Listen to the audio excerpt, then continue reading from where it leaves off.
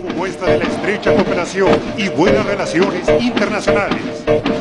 En este magno evento contamos con la participación de diferentes países hermanos, como la República de El Salvador, con una escolta representativa y personal de cadetes de la Escuela Militar Capitán General Gerardo Barrios.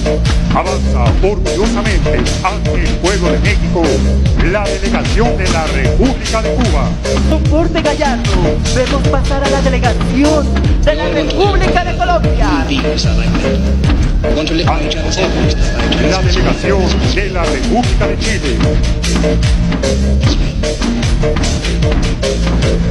Ante nosotros, dignos representantes de la República de Nicaragua. Con paso firme y estoico, vemos pasar al personal militar de la Federación de Rusia, conformada por una escolta con bandera, perteneciente al regimiento Preobrazhensky.